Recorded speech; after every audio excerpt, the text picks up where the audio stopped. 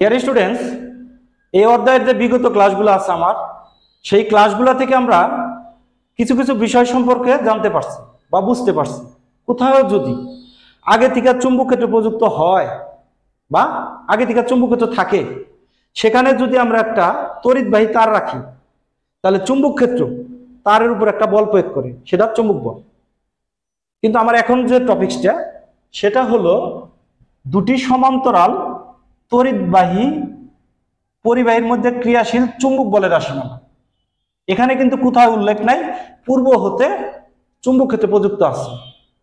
কিন্তু হ্যাঁ, যদি দুটি তারের কথা আমরা ভাবি, তাহলে এই তারের ভিতর দিয়ে যখন তড়িৎ প্রবাহিত হবে, এই তড়িৎ প্রবাহের কারণে তারের চতুর্পাশে চুম্বক ক্ষেত্র উৎপন্ন হবে। সেই চুম্বক ক্ষেত্র প্রযুক্ত হবে আরএস তারের উপর। ঠিক সেম ভাবে আরএস তারের ভিতর দিয়ে তড়িৎ প্রবাহের কারণে তার চারপাশে চুম্বক ক্ষেত্র উৎপন্ন হবে। সেই উৎপন্ন চুম্বক ক্ষেত্র পিকিউ তারের উপর প্রযুক্ত হবে। তার মানে মূলত মেন বিষয়, দুটি পরিবাহী তারকে যদি আমরা পাশাপাশি রাখতে পারি, দুটির ভিতর দিয়ে যদি তড়িৎ প্রবাহিত হয়, তাহলে এই তারের কারণে, অর্থাৎ এই তারের কারণে উৎপন্ন চুম্বক ক্ষেত্র এই তারে প্রযুক্ত হয়, এই তারের কারণে উৎপন্ন চুম্বক ক্ষেত্র এই তারে প্রযুক্ত হয়। চিত্রের ভিতর দেখো, পিকিউ একটা তার, আর এস একটা তার, তার দুটির মধ্যবর্তী লম্ব দূরত্ব হচ্ছে আর।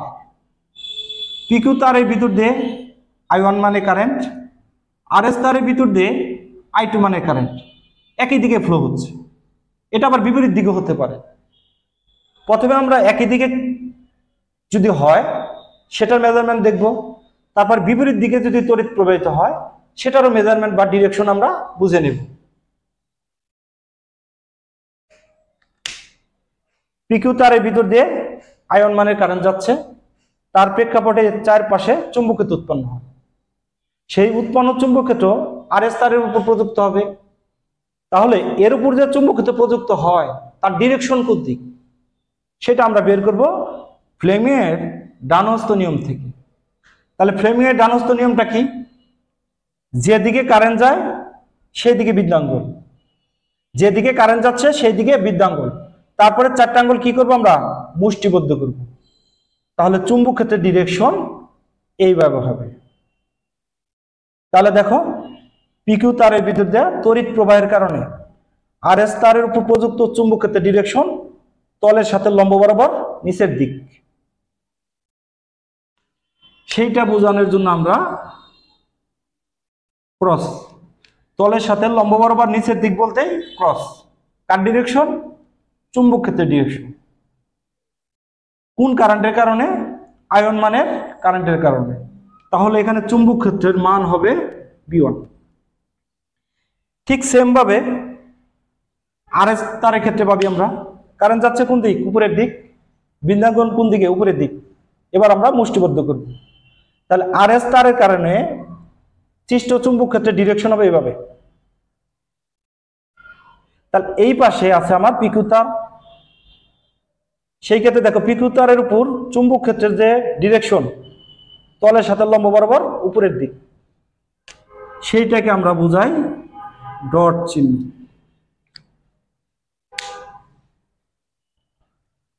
পিকিউ তারের জন্য আরএস তারের উপর যে সৃষ্ট চুম্বক ক্ষেত্র বা প্রযুক্ত চুম্বক ক্ষেত্র সেটা হলো B1। দেখো,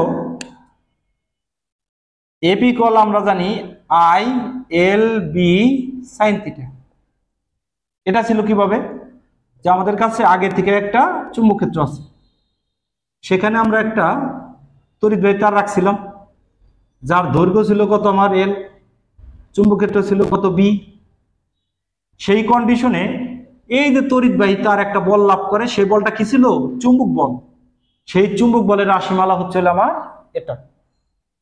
আবার এই থিটাটা হচ্ছে L এবং B এর মধ্যবর্তী কোণ।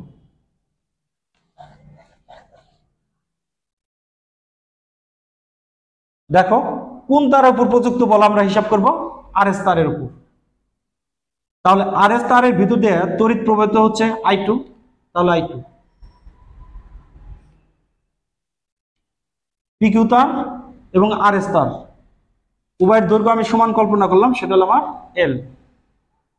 আর এস তারের উপর প্রযুক্ত চুম্বক ক্ষেত্র সেটা কত আমার B1। তারপরে হচ্ছে হলো আমার সাইন। প্রযুক্ত চুম্বক ক্ষেত্রের ডিরেকশন নিচের দিক, তড়িৎ প্রবাহিত হচ্ছে উপরের দিক, মধ্যবর্তী কোণ 90। তাহলে আমরা লিখতে পারি সাইন 90, তাহলে I2L B1। এই তারের কারণে সৃষ্ট চুম্বক ক্ষেত্র হচ্ছে B1। সেটা যদি আবার আমরা লিখি B1 equal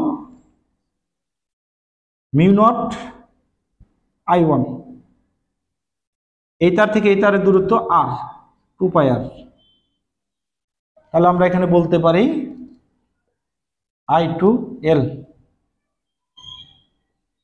mu nought I1 by 2πr। সুতরাং F equal 2πr mu nought I1 I2L।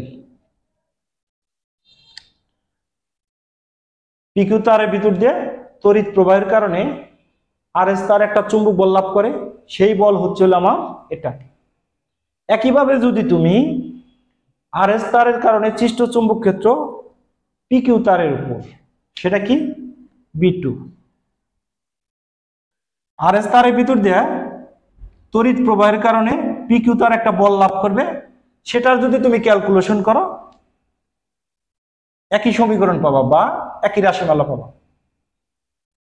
তাহলে এটা কতটুক দৈর্ঘ্যের জন্য, এল দৈর্ঘ্যের জন্য। যদি একক দৈর্ঘ্যের কথা উল্লেখ করতাম আমরা, একক দৈর্ঘ্যে ক্রিয়াশীল বল, একক দৈর্ঘ্যে ক্রিয়াশীল চুম্বক বল, সেটাকে ধরলাম কত F প্রাইম। তাহলে F বাই L। একক দৈর্ঘ্য বলতে কি বোঝানো হচ্ছে, প্রতি মিটার দৈর্ঘ্য।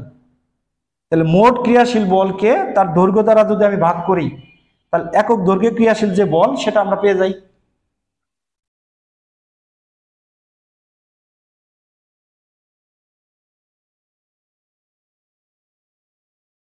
এল কাটা যায়, তাহলে mu nought I1 I2 by 2πr।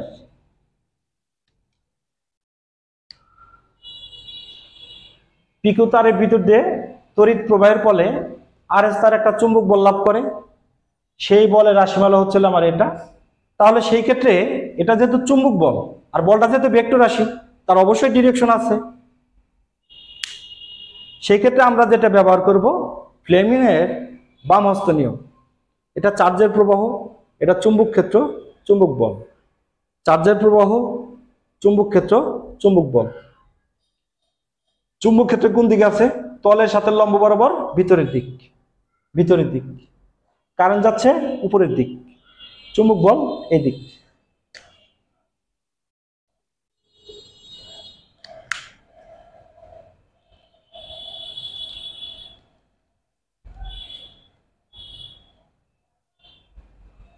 R S তারের ভিতর দিয়ে তড়িৎ প্রবাহের ফলে পিকিউ তার একটা সমপরিমাণ বল লাভ করে, সেই বলের রাশিমালা হচ্ছিল আমার এটা। সেই বলের ডিরেকশন কোন দিক, দেখো কারেন্ট যাচ্ছে কোন দিক, উপরের দিক। চুম্বক ক্ষেত্রের ডিরেকশন তলের সাথে লম্ব বরাবর উপরের দিক। সেই ক্ষেত্রে আমরা এইভাবে দিতে পারি, কারেন্ট চুম্বক ক্ষেত্র তলের সাথে লম্ব বরাবর উপরের দিক, চুম্বক বলের দিক।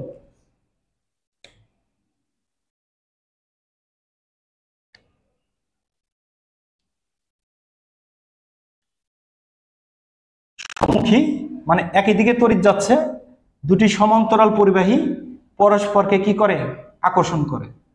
তাহলে কন্ডিশন 1 সমমুখী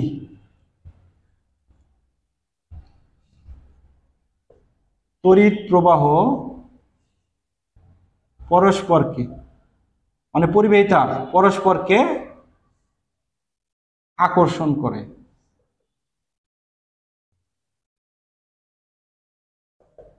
কন্ডিশন 2 দিলাম,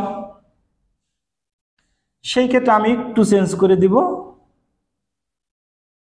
আয়ন কারেন্টটা নিচের দিকে যাচ্ছে, আয়ন কারেন্ট নিচের দিকে যাচ্ছে, তাহলে সেই ক্ষেত্রে দেখো এই আয়ন কারেন্টের জন্য আরএস তারের উপর যে প্রযুক্ত চুম্বক ক্ষেত্র তার ডিরেকশন কিন্তু চেঞ্জ হয়ে যাবে। কিভাবে চেঞ্জ? কারেন্ট যাচ্ছে কোন দিক? নিচের দিক। কারেন্ট যাচ্ছে নিচের দিক, এই ডান হস্ত নিয়ম ফ্লেমিংয়ের, নিচের দিকে কারেন্ট যাচ্ছে, 4টে আঙ্গুল মুষ্টি বুদ্ধি করছে এই দিকে।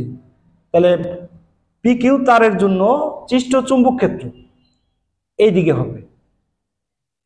তাহলে আরএস তারের উপর যে প্রযুক্ত চুম্বক ক্ষেত্র তার ডিরেকশন তলের সাথে লম্ব বরাবর উপরের দিক, সেটাকে আমরা দিলাম ডট।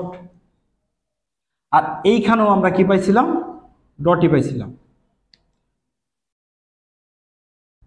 তাহলে আরএস তার যে চুম্বক বল লাভ করবে তার ডিরেকশনটা আমরা এখন দেখাবো। দেখো কারেন্ট যাচ্ছে কোন দিক? উপরের দিক।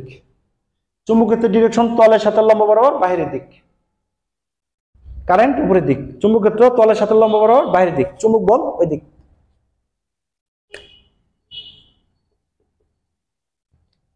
এবার পি কিউ তার যে চুম্বক বল লাভ করবে সেটার ডিরেকশনটা দেখাবো। চুম্বক ক্ষেত্রের ডিরেকশন তলের সাথে লম্ব বরাবর উপরের দিক, দিলাম উপরের দিক। কারেন্ট যাচ্ছে নিচের দিক, চুম্বক বল এদিক। কারেন্ট নিচের দিক, চুম্বক ক্ষেত্র উপরের দিক, চুম্বক বল এদিক।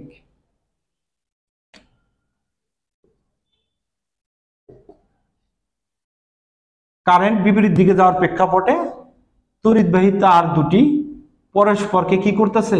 বিকর্ষণ করে। তার মানে আমরা এখানে লিখতে পারি বিপরীতমুখী প্রবাহ পরস্পরকে